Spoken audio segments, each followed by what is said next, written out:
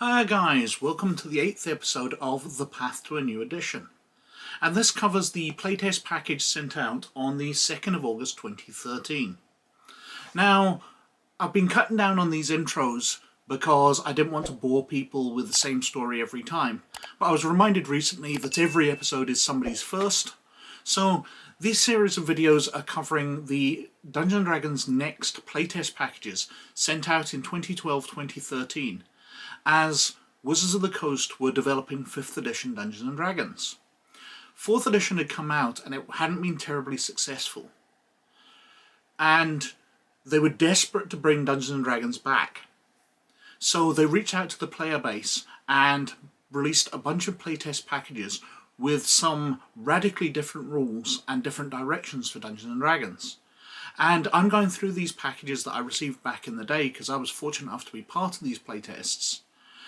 And going through and having a look at what changes they introduced and how we eventually reached 5th edition. Now this is the second last package which was sent out, so we're getting very, very close to 5th edition, but there are some big gaps. So let's go over to the desktop and have a look. So as usual, we start with the update file, which is dated 2nd of August 2013. Now, in this edition of D&D Next, they're really starting to get quite close to 5th edition, but they're still experimenting. They haven't decided on everything yet, they're playing around. So we'll notice some things they introduce in this version, which are gone by 5th edition, even though there's only one more playtest package between this and the actual release. Anyway, a short introduction, how to use the material, pretty much standard across all the packs we've seen. But then we're listing out the updates. So, all classes have many new class features, and many former features have been heavily revised. Ability score improvements are now integrated in the class tables. The ability score improvement feature can be swapped for feats. So feats are now something you can get as you level up, rather than being part of the specialities, because the specialities are now gone. They've been stripped out completely. What else we got? Many classes have newer updated proficiencies with adventuring gear. We have Barbarian. The rate based on level advancement for the Barbarian's rages, rage damage and attack bonus was updated. They've now got a choice of paths. Cleric House now has a choice of domains instead of deity. Druid spells per day table has been updated. Fighter now has a choice of martial paths. 3 Path of the Gladiator, Path of the Knight or Path of the Warrior. The Wizard is now called the Mage. The Monk now uses key points to channel his abilities. Paladin no longer casts spells at level 1, has a choice of oaths. Ranger no longer casts spells at level 1. Choice of favoured enemy is now more significant in the class. The Rogue class now has a choice of rogue styles. Playtest currently presents 2, Assassination and Thievery. Backgrounds and lore have replaced background and skills, because skills have been completely replaced by lore. Not something I'm in favour of, because the skill system in 3rd edition I really liked. I think 5th edition's a stripped down version of it, and I'm not as keen on the skills the way they work. But I think it was a massive improvement to the game, and stripping it out, not popular with me. But it's really getting back to basics. It's very, very similar to earlier versions of Dungeons & Dragons. Beastry, damage for some monsters has been adjusted downward. Character creation, sidebar for custom ability scores was updated. Player now has 30 points to spend on ability score customization. Character sheet, I definitely want to mention this one. A new character sheet replaces the old one. The character sheet was the winner of a recent contest. Congratulations to the contest winner, Brian Morgan. And it's a lovely character sheet. We'll see when we come to it. But it's gorgeous. I wish they'd stuck with it, because it's a really nice character sheet. It's totally different to anything I've seen before and just lays things out beautifully.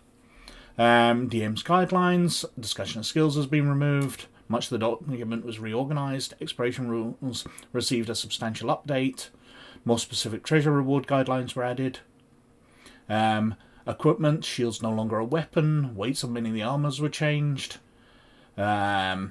Feats are now optional replaces for the ability scores.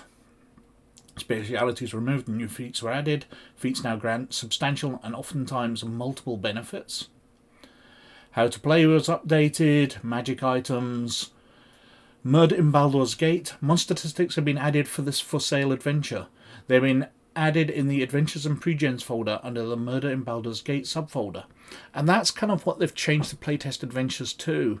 I've only got a few of these to show you, but there's a bunch more within the package that basically they took recent adventures and classic adventures and just gave you updates so you could play them with D&D Next. You still had to own the adventure to run it. But as we carry on down, races gnome, half-elf and half-orc have been integrated. Humans now receive a bonus language. Some races receive minor updates. Spells, many classes add updates to their spell lists, etc. Looking to playtest more. You can also playtest at stores throughout the D&D Encounters official play program.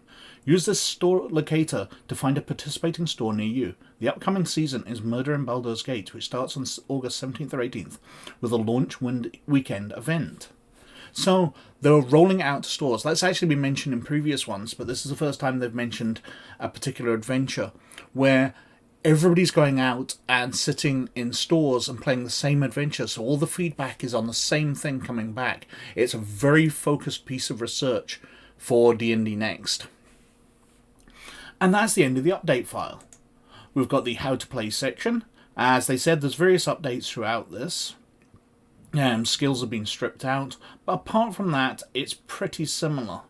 We've got lore here, so the different types of lore they've added. Cultural lore, forbidden lore, hobbyist lore, magical lore, military lore, natural lore, planar lore, political lore, religious lore, subterranean lore, trade lore. And as a trade out for skills, I just find that is very vague. I don't like that as a replacement for the skill system at all. I'm actually playing a very stripped down role-playing game at the moment, which I'll mention some other time, which puts a lot of basis on lore skills. And for a very stripped down game, it suits, but there's no need for Dungeons & Dragons to be that stripped down.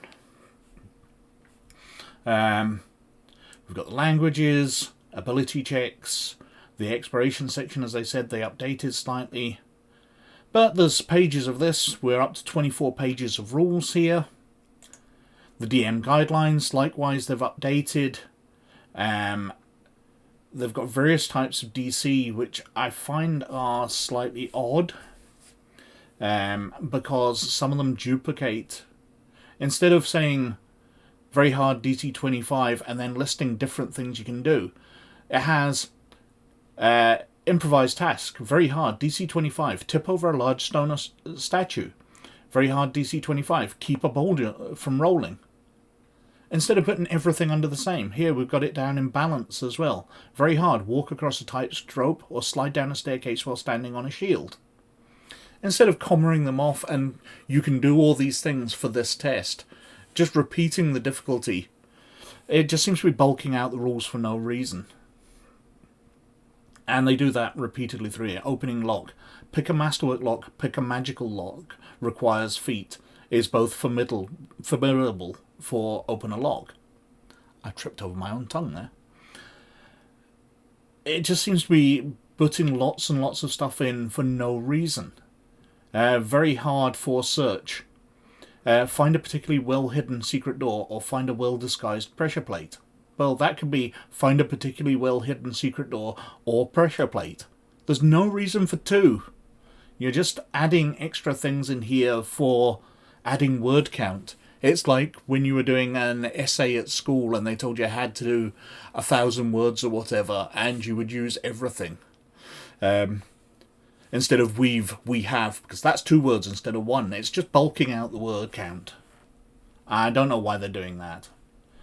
What else we got? We've got the creating character section. Customizing ability scores were in there. They've now got larger points available, but costs have got ramped up. It's been customized to avoid the speciality section completely. It's not even optional anymore. But otherwise, looking very, very similar. The races, again, there's not been much changes to these, and they're looking very, very similar to 5th edition. Except for the ones they added in the last package. Because we still have half-elf and half-orc, being extremely stripped down. There's no real background for half-elves, which, as I said before, I can completely 100% understand, because half-elves aren't really a race. They are the children of their parents, and that makes them individuals, which is an interesting thing to do. But half-orcs should receive much more background, because there is no orc for you to take their parentage from. And the abilities aren't there. The orc abilities are really stripped down. You've got dark vision, menacing, and that's it. Whereas orcs have much more interesting abilities in 5th edition. Then we're on to the classes. Well, these have all been updated slightly. We still don't have some stuff. If we go through to the paths for the barbarian, the path of the totem warrior. As we know from 5th edition, the bear barbarians are incredibly powerful because they take half damage from everything except psychic damage when they're raging. That's not in here. When you enter a rage, you can expend up to 2 hit dice to regain hit points. There's nothing really here to stop you taking damage. There's nothing special. And I like that, because everybody kind of knows that the bear totem barbarians are terribly unbalanced. And seeing that it's added at the last minute probably explains why it wasn't playtested and spotted. Otherwise, these are looking very familiar. You know, we go through to things like the paladin. Monks now using keys, so they've got the various key costs to their different abilities. Warrior's Gale, you can spend 1 key point to gain a fly speed of 50 feet until the end of this turn. I'm not exactly sure those are exactly what's in 5th edition, but it sounds fairly familiar. Paladins, we can see the spells per day don't start until 2nd level. Otherwise, the features are very, very similar. Now, backgrounds and lore. In the previous versions, I've been a massive fan of the backgrounds and lore, and they've been changed up a bit because the lore has been added. But basically, the different backgrounds are the same. They're very, very similar to 5th edition. I think in previous videos, I haven't made myself clear that I think I said I like the earlier versions where you got stuff. You still get things for your backgrounds. You know, the charlatan, which is the common example I use, still has trait false identity. You have created a second identity that includes documentation, established acquaintances, and disguises that allow you to assume that persona. Additionally, you can forge documents including official papers and personal letters in a specific person's handwriting, as long as you see an example of that kind of document you are trying to copy. That's what's in 5th edition. But in earlier ones, you got a lot more, which bulked out the background. And I preferred that because it added a lot more bulk to your character history before you start playing. But they're fine. I do think the backgrounds are fine addition, and these are very, very similar to 5th edition. In some cases, word for word, exactly the same. Feats, we're now looking 5th edition. We've stripped out the specialities, we've added some more feats, and this is looking very, very much like... There's not as big a list in here as in 5th edition, it's very stripped down, but they will get it added as the last playtest package comes out. Equipment, I don't think there's any reason to go through this in particular detail. They've moved some things around, they've changed some weights, etc. But this is standard Dungeons & Dragons equipment, you know, crossbows, battle axes, different types of armor, how much it costs you to buy a horse, etc, etc. Magical items, likewise. It changed a little when they updated the magic system, but again, these magical items are fairly standard. If you look through here, you're going to find the standard wands, rings, cloaks, sets of armor, etc. Elven chain. Spells, they've updated those. They're starting to add some more and bulk it out. The bestiary is continuing to be evolved. but looks very, very similar to as it does in the final version. They're getting that really worked out. And then we've got this beautiful, beautiful character sheet.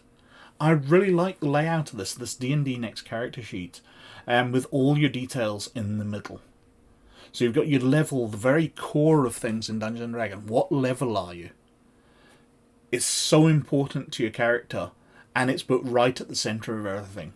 Your attributes are below, the character name and details are around, and then you've got other things like your weapons, your spells, what lore skills you have, your racial traits, your class features, all radiating out from that. I think it's a beautiful way of laying out a Dungeons & Dragons character with what's most important about the character at the centre. It's a beautiful character sheet, well done to the guy who designed it. Now on the back you've got space for your treasure, your feats, notes, etc. And as I said, we've got various packages for adventures here. They've given the same adventures out time and time again. We've still got Return to Blingden Stone and all the adventures we've had in previous packages, but now we're getting add-ons for other adventures to playtest them. So we've got the D&D Next Bestiary for Module S1 Tomb of Horrors. We've got very nice ones for Murder in Baldur's Gate Event Supplement, where it details various events which have added onto the adventure with D&D Next statistics, and monster statistics laid out for D&D Next for the different monsters included in that adventure.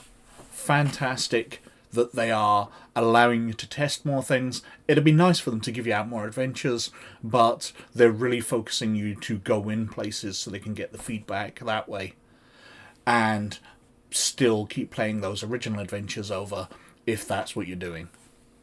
By this point, as I said, most of the stuff is very similar to 5th edition,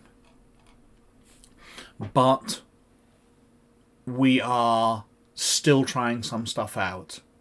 The skills have been stripped out, and they'll obviously return before 5th edition does. I haven't looked to see whether they're in the next package or not, or whether they stick around for all that. But other than that, the classes are looking very similar, the races are looking very similar, although obviously the half-orc needs to be fleshed out, and some of the other races need to be added in, which are in the player's handbook. But we're very nearly there. So I hope to see you next time when we're covering the very last one. I'll do a summary up of that, and then I'll do one more video after that where I'm talking about what information has been revealed about 6th edition, which is coming out in a couple of years' time. So thank you very, very much for watching, and as always, most of all, you look after yourselves, and I'll catch you later. Bye now.